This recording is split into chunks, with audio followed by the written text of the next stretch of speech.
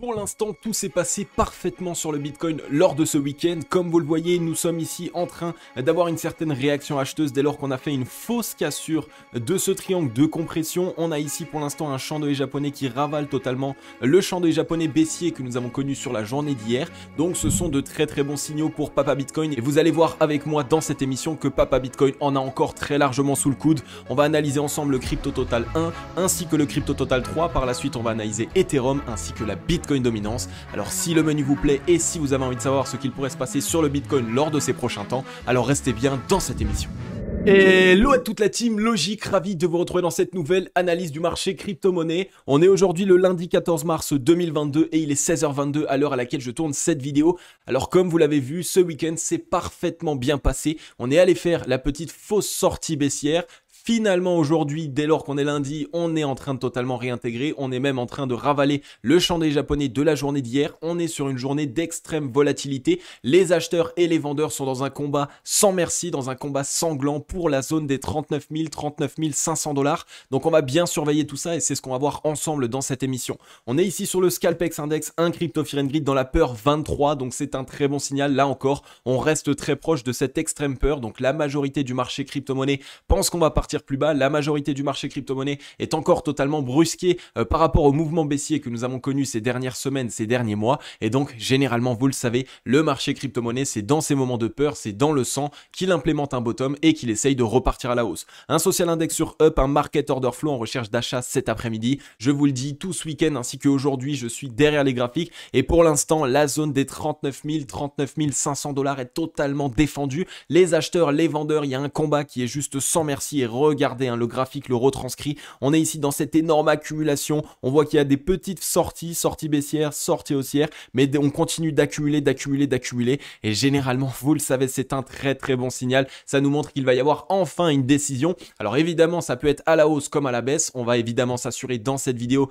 des indications que nous avons pour que ça soit à la hausse. Mais ce sera un bon signal parce que ça va enfin nous donner une décision. Le marché devrait prendre une décision d'ici peu. Et donc, ça va nous permettre de savoir est-ce que bel et bien en 2022, on va avoir une grosse reprise du marché crypto-monnaie ou est-ce que inversement avec tous les bouleversements économiques, sismiques, etc. que nous connaissons ces derniers temps, on risque de corriger. Eh bien, on va avoir cette décision prochainement. Donc pour l'instant, rien à dire de plus. Ce week-end a été ici avec une énorme consolidation. La seule chose à noter, évidemment, vous le savez, c'est cette fausse sortie baissière. Donc on est toujours dans ce triangle de compression. On le voit ici depuis le 24 février 2022. On est ici venu faire une fausse sortie baissière de la trend qui nous maintenait à la hausse et donc généralement c'est un très bon signal. Ça nous montre un signe de maturité de la part du marché. On vient faire la fausse sortie baissière pour partir enfin de l'autre côté et aller liquider ici évidemment tous les shorts qui ont pu s'accumuler ici sur cette fameuse zone de consolidation. Je vous rappelle que je ne vous dis pas ça pour rien. On a encore de très bons signaux en daily sur le Bitcoin et c'est exactement ce qu'on va aller voir tout de suite. La team Logique, avant de vous analyser le Bitcoin, avant de vous analyser le marché crypto-monnaie,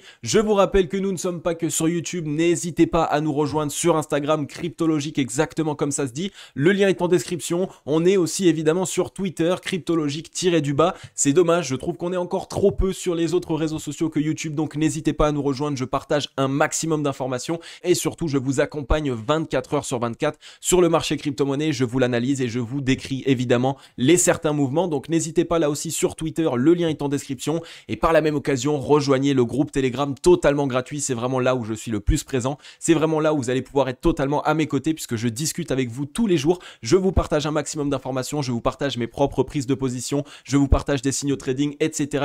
Bref, sur le groupe Telegram gratuit, je vous partage un maximum d'informations. Donc si en 2022, vous ne souhaitez plus être perdu sur le marché crypto-monnaie, si vous avez envie d'avoir réellement des repères et des analyses quotidiennes, n'hésitez pas les amis, les liens sont en description.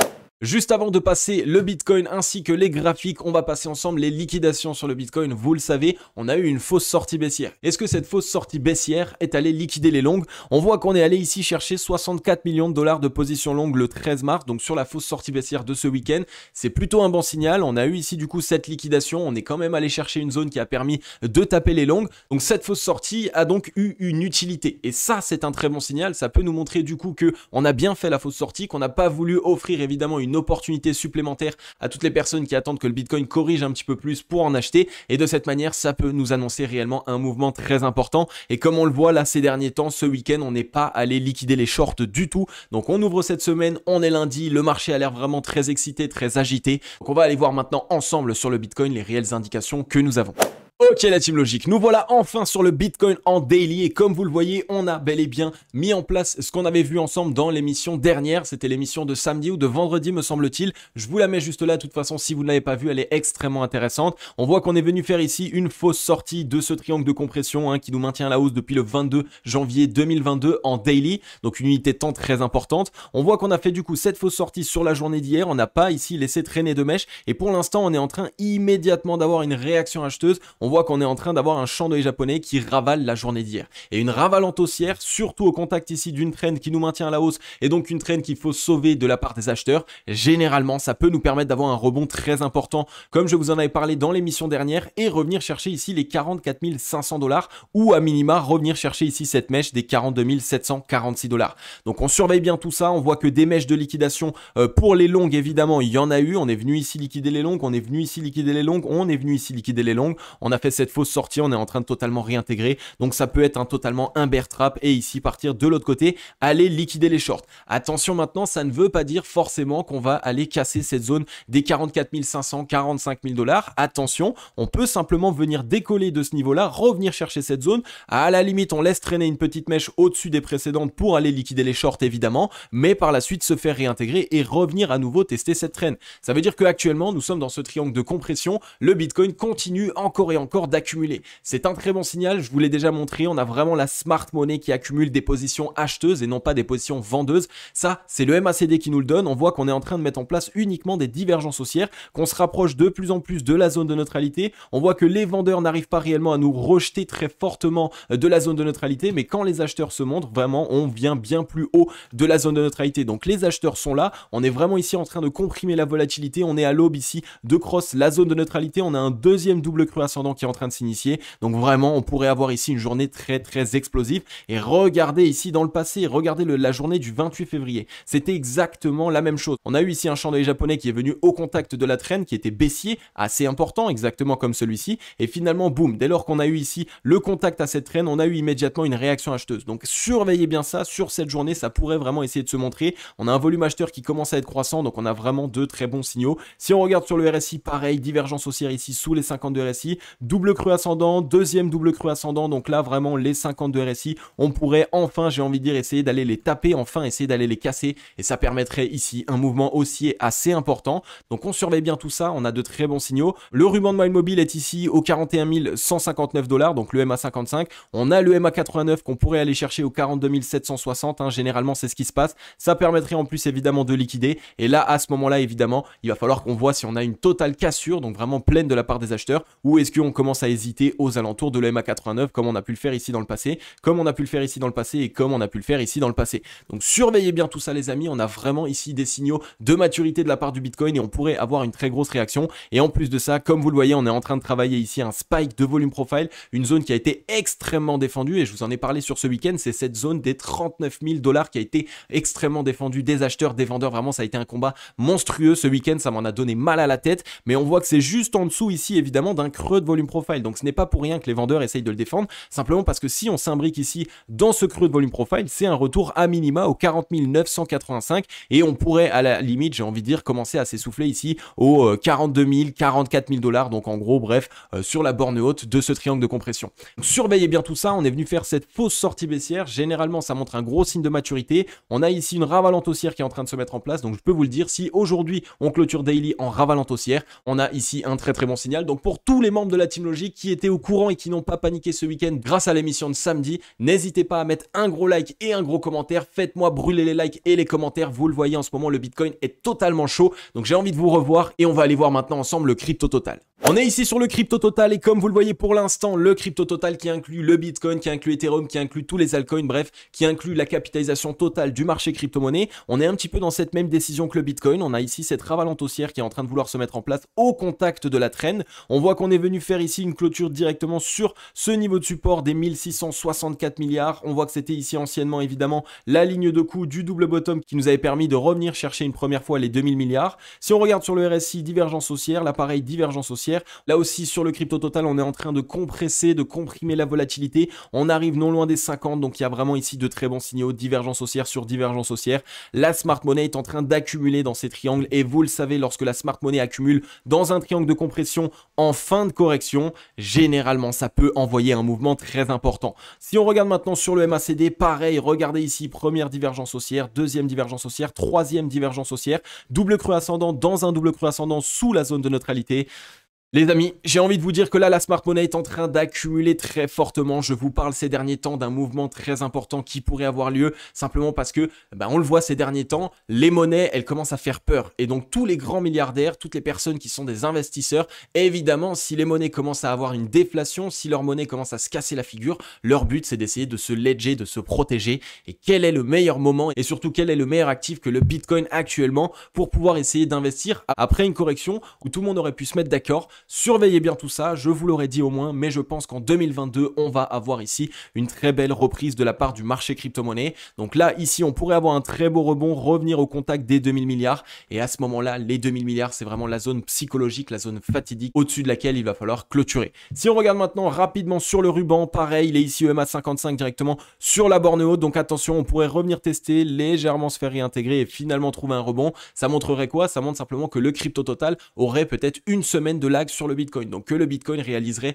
des meilleures performances que la majorité du marché crypto-monnaie, simplement parce que vraiment la Bitcoin dominance là aussi est en train de nous montrer de très gros signes de maturité et c'est exactement ce qu'on va aller voir tout de suite. Nous voilà sur la Bitcoin dominance, la team, et comme vous le voyez pour l'instant, c'est en train de se mettre en place picobello comme on en avait parlé. On est revenu tester les 43%, on est en train de mettre en place un double bottom. Belle réaction acheteuse ici, évidemment, donc ça c'est plutôt un très bon signal par la même occasion. Aujourd'hui, donc on ouvre la semaine lundi et on a une grosse réaction de la part de la Bitcoin dominance. Donc qu'est-ce que ça montre là aussi? Ça montre qu'il y a une accumulation du Bitcoin qui est en train d'être faite. On est ici pareil sur le MACD, on voit que pour l'instant, on est plutôt dans une disposition d'accumulation, non loin de la zone de neutralité. Donc on attend toujours un certain mouvement pour revenir chercher ses précédents sommets. C'est ce qui se passe généralement sur le MACD. On revient chercher les précédents sommets avant, à la limite peut-être, de commencer à s'essouffler. Donc on surveille bien ça, l'appareil Bitcoin dominance qui nous montre un gros signal. Ruban de Mile Mobile, on a un double creux ascendant dessus. Donc là, ici, la zone à casser, ça va être les 44%. Ça va être la ligne de coup ici du double bottom.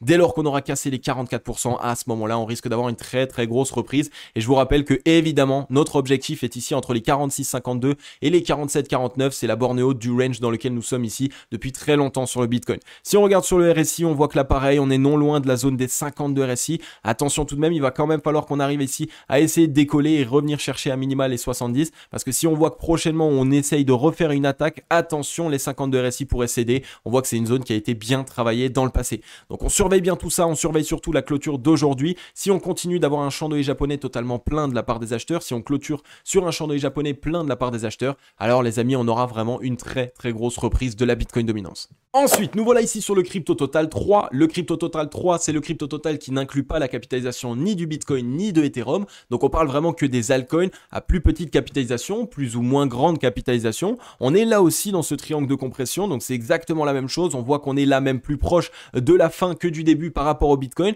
Donc ça peut être un gros signal. Mais attention, je ne sais pas pourquoi, je sens pas forcément pour l'instant, on est en train d'être rejeté de cette fameuse zone de spike de volume profile, les 662 milliards. Donc c'est pas forcément un très bon signal.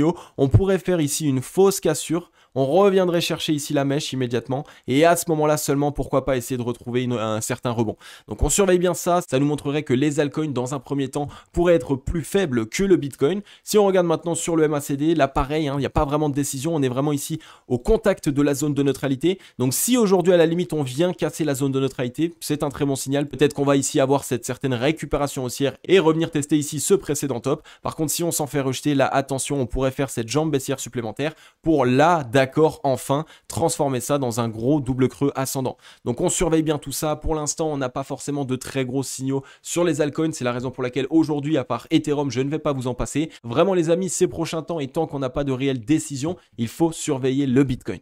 Et ensuite, on est ici sur Ethereum. Ethereum, c'est un petit peu pareil que le Crypto Total 3, mais avec un petit peu plus de force tout de même. On voit qu'en termes de volume profile, ici, on est revenu tester un spike de volume profile, une zone qui a été très défendue et pour l'instant, on est en train d'être rejeté. Mais bon, les volumes vendeurs étaient quand même totalement décroissants, ce qui est un bon signal lorsqu'on essaie ici, évidemment, d'initier un mouvement baissier. On a trouvé pour l'instant un bottom qui est plus haut que le précédent. Donc, tout ce qu'on veut, c'est clôturer au-dessus des 2576, 2608 $. Si on clôture aujourd'hui au-dessus, c'est un très bon signal. Ether pourrait revenir chercher les fameux fameux 3000 $ dont on parle depuis plusieurs semaines. Par contre, attention, si on se fait rejeter, on pourrait faire une petite frayeur avant seulement de se relancer et donc revenir, pourquoi pas, tester cette traîne dont je vous ai parlé dans la vidéo précédente. Là, pour l'instant, on n'est pas encore revenu la tester. Je vous avais dit ici, cette petite frayeur sur Ethereum, on revient tester cette traîne et après, à la limite, on peut essayer de repartir. Donc, on surveille maintenant ici tout ce qui se passe évidemment sur le MACD. On a quand même des signes de force. On est ici dans cette compression totale. On attend de franchir en daily la zone de neutralité avant de s'affoler, avant de vouloir rentrer en position. Et si jamais on fait cette petite jambe baissière supplémentaire, ça offrirait ici de belles opportunités. Attention, évidemment, la team logique, je vous rappelle une chose, c'est que je ne suis absolument pas conseiller financier. Donc, vous ne devez pas prendre tout ce que vous avez vu dans cette vidéo, ni tout ce que je fais dans mes vidéos au quotidien, comme argent comptant, comme ouvrir ou fermer des positions. Je vous mets en avant mes stratégies, mes plans d'action d'investissement, mes indicateurs, mon expérience aussi sur le marché crypto-monnaie, évidemment, mais je ne suis pas là pour vous ouvrir ou vous fermer vos positions, les amis. C'est vous qui allez le faire, c'est vous qui allez gagner ou perdre sur le marché crypto-monnaie. Donc, gardez bien tout ça en tête. Si on regarde maintenant rapidement sur le RSI, on a une divergence haussière. On est ici en train de mettre en place peut-être un léger M-top parce qu'on voit qu'on galère un petit peu et on pourrait se relancer. Donc, Ether, peut-être qu'il va lui manquer un petit peu de jours et ça enverrait un très bon signal. Ça montrerait que c'est vraiment le Bitcoin qui, dans un premier temps, va nous montrer une certaine relance. Donc, on surveille bien tout ça. On reste aux aguets, évidemment. On attend la cassure des 2600 $, ce spike de volume profile. Dès lors qu'on l'aura recassé à la hausse, dès lors qu'on l'aura regagné, à ce moment-là, on risque d'avoir un Ethereum très fort. Ok la team logique, j'en ai fini avec cette émission. Comme d'habitude, si vous avez mieux compris ce qu'il se passe sur le Bitcoin ainsi que sur le marché crypto-monnaie dans sa globalité, n'hésitez pas à mettre un gros like et un gros commentaire, ça fait super plaisir. Au quotidien les amis, vous êtes vraiment on fire ces derniers temps. On est à ça de passer les 14 000 abonnés. Donc pour les personnes qui n'êtes pas encore abonnées, abonnez-vous, activez la cloche, ça fait super plaisir. Et vraiment la 14 000e personne, je te fais de gros bisous parce que 14 000 c'est un chiffre rond, c'est très beau et ça fait vraiment super plaisir de voir qu'on continue de se développer au quotidien. Merci aussi évidemment à toutes les personnes qui me rejoignent sur Twitter, Instagram, Telegram, etc. puisque ça me permet de parler avec vous au quotidien, d'apprendre à vous connaître et vous aussi derrière, ça vous permet d'apprendre à me connaître parce que sur les réseaux évidemment, je me montre un petit peu plus en story, etc. Sur Twitter, je parle plus de graphiques, de Bitcoin, du marché crypto-monnaie. Sur Insta, je suis un peu plus laxiste, vous allez plus rentrer dans mon quotidien et sur Telegram, c'est de la crypto pure et dure, de l'investissement. C'est vraiment ici que des pépites pour des investisseurs qui sont ici des guerriers qui ont envie d'essayer de choper un maximum d'opportunités sur le marché crypto. Donc n'hésitez pas, rejoignez-moi partout, ça fait super plaisir. Sur Twitch aussi, évidemment, on va faire de plus en plus de live, donc le lien Twitch est aussi en description. Et vous le savez les amis, comme d'habitude, on se retrouve demain dans la prochaine émission. Je vais vous souhaiter à tous et à toutes une agréable journée ou une agréable soirée. C'était Cryptologique. Ciao.